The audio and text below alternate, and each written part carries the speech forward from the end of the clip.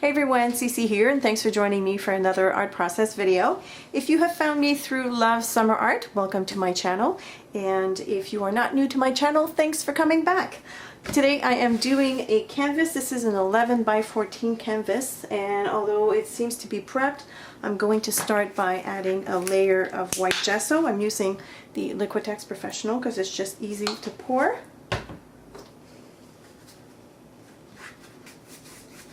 I always prefer to gesso my own canvases just because I know exactly what kind of gesso is on top of that.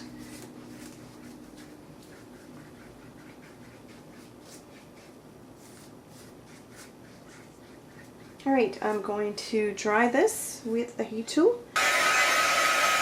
So this is nice and dry, and because I like to paint with my fingers most of the time, I'm going to protect my hands with Art Guard. So I have Golden's acrylics here. I have teal, which is fluid. This one is airbrush, quinacridone magenta. I have green gold and Indian yellow hue. These are heavy body or regular body, I guess, for golden. I'm going to wet my brush for sure. I don't want to cover the whole canvas. And then I'm going to take a water bottle and flood this and see where it's going. Of course, let's drip. I may have put just a tad too much paint. That's all good. The leftover always goes on my underpaper.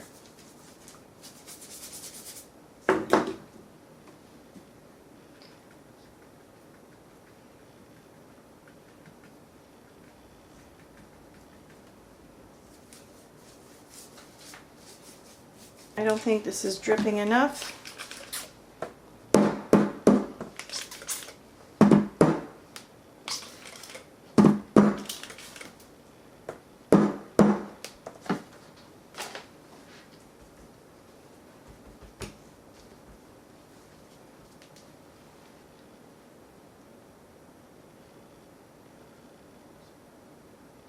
And before this even dries, I'm going to add green gold because they are two cool colors and they look great when they mix, so I don't mind if they actually mix.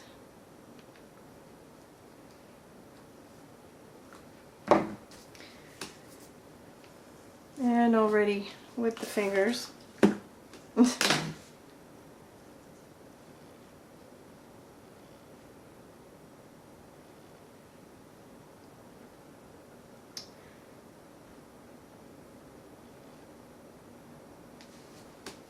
Of course, I need to drip this as well.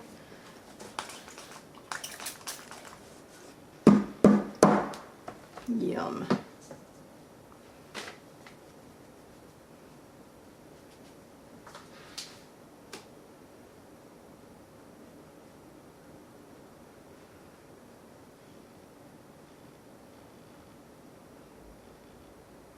So before I add the yellow and the magenta, I'm going to dry this. Next, I'm going to add touches of quinacridone magenta, and like I said before, this is airbrush. Whoops, and it's already leaking, so you know what? Let's go with that. Let's see what that's going to give us. I'm going to zap it with water. Ooh. Oh, that's fun.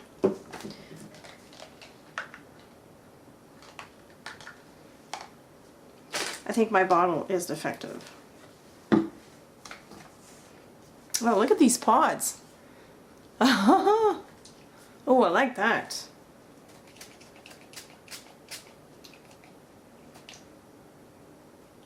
I guess some of my blue wasn't dry yet, and that's awesome. Oh, I'm getting a purple. I love that. Love, love, love that. Let's add a little bit here.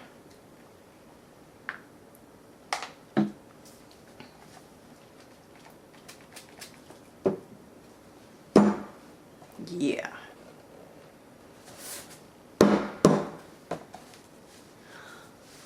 Ooh. It looks like a color storm. I love it. Nothing makes me happier than drippage. I wouldn't have said that a few years ago, but oops, brown. See, this is what happens when one of your warm color mixes in with the cool color mixes in with the magenta. It turns into a muddy brown, so that's why I picked it up with a baby wipe. I should have dried this a little bit better, but that's okay. It plays well with the blue, with the teal, but it doesn't play well with the green. All right. Let's redirect this a little bit. I'm going to heat set that.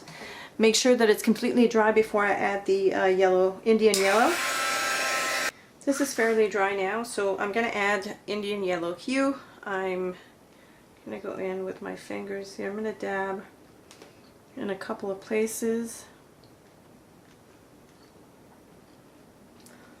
I kind of want to spread out here on the sides just a little bit. And I'm going to spray that.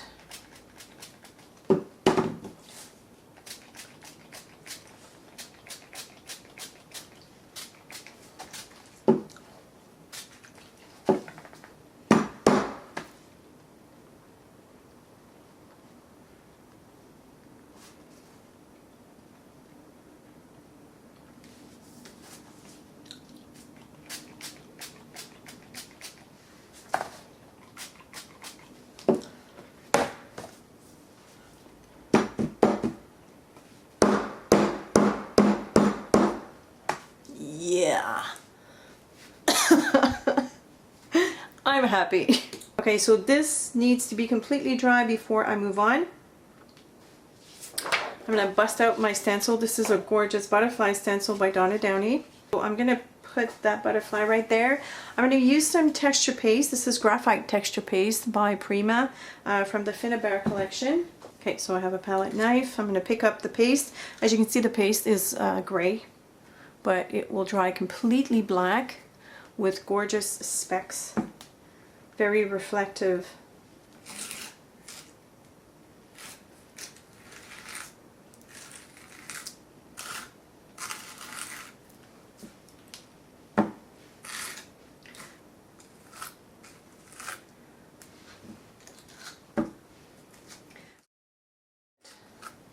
Okay, I'm going to add quite a thick layer.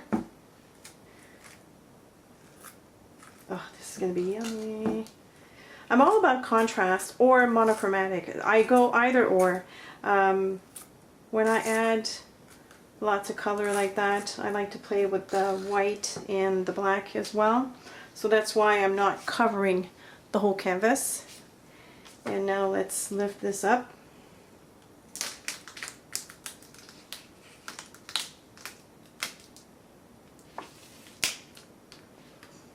Boy. Yum.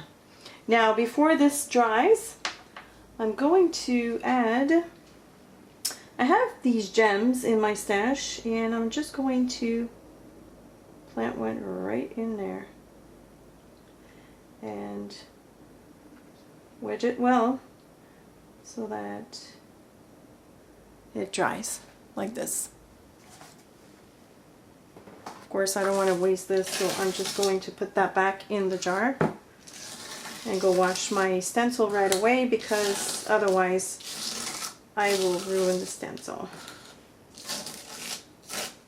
Right, so it's not completely dry, but I have other things to do around this, so I'm just going to go with it and hopefully not hit this.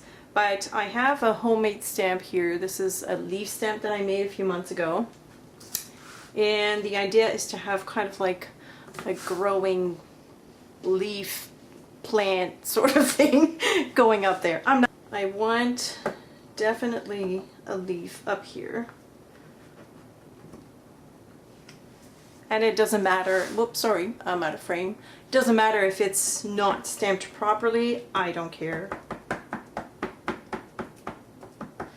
I'm going to attempt to put a partial leaf here. Oh yeah, success. Okay, so that is the top of my leaf plant sort of thing. Then I'm going to have one kind of like here Then I'm going to have one down here.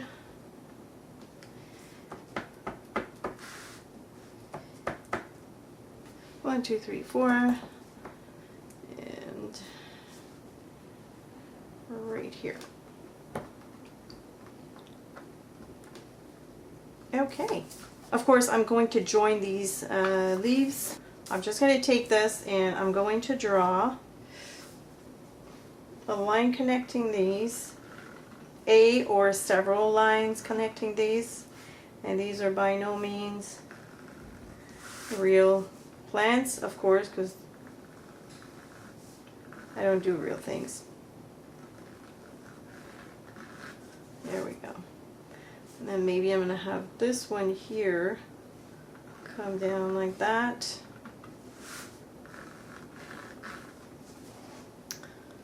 Okay, so let me just give you a close-up of these so you can see. I have the stems. And this is just for background texture more than realism. And that does the job. Okay, so my butterfly is looking lonely. I decided to give him some friends. And I have this Finnabar stamp set. I think I'm just going to use this one and the little one like that.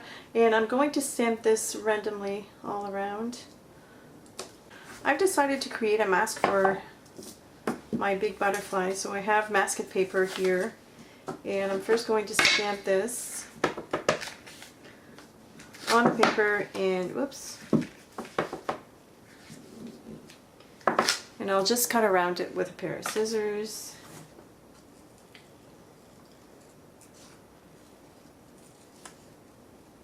I'm going to move in close so that you can see.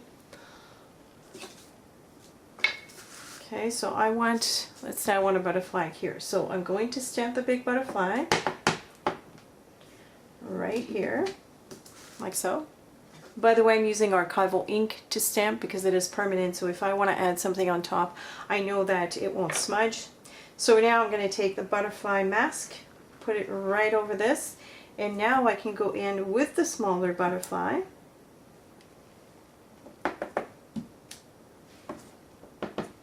And stamp right over it. See how that wing is on top of this? But it doesn't matter because when we remove the mask, they look like they're chummy. So this one looks like it's behind.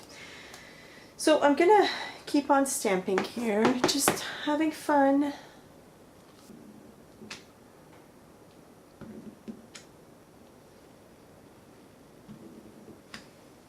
I think I want to mask this one.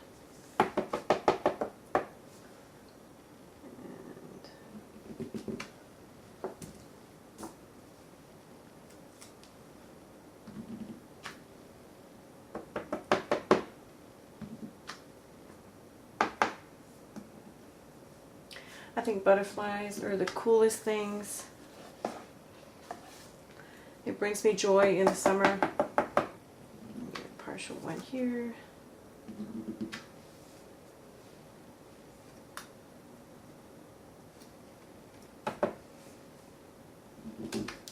Alright, so all that I'm wanting to add to this is a quote. To write the quote, I have a Sharpie poster paint pen. This is a water-based white fine point tip. I'm just going to use my handwriting to write the quote, and I'll give you a trick to fatten up your letters so that you're more happy with your letters, because not everybody I know likes their handwriting. I certainly don't like my handwriting all the time. Sometimes I don't mind it, but you're going to see that trick is almost foolproof. So I'm going to write "Dare to spread your wings," and there we go.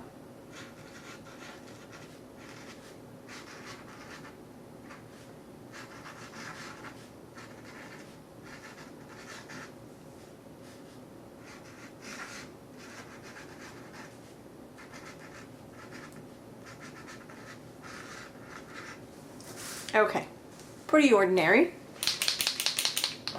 Now watch.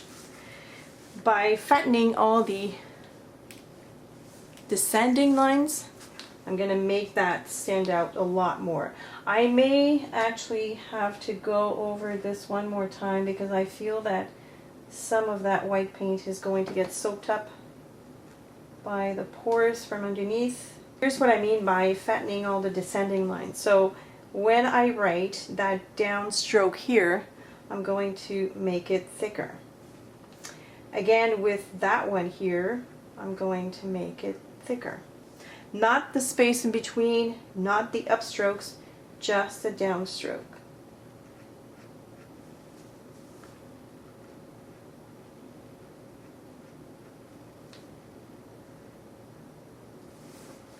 So you see how now that there stands out compared to the rest? Very easy. And you can do this with any type of handwriting, I swear to you. This is my little trick.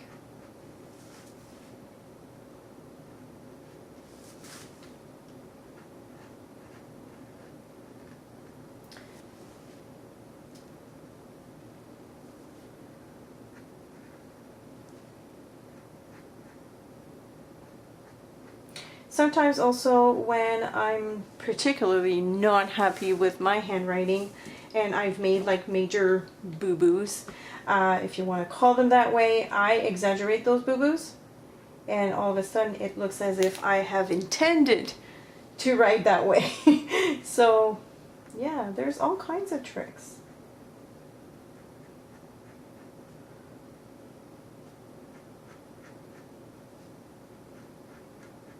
And personally, I love receiving a gift that has imperfections. Something that looks too perfect looks like it's been bought in a store or manufactured, and it's not as noticeable. So there we go. There to spread your wings. I have a fine line applicator here that I have previously mixed with some white paint and airbrush medium, so this is quite liquidy. Now I'm going to take a fine brush. I'm going to load that up with water, mix that up, and just flick.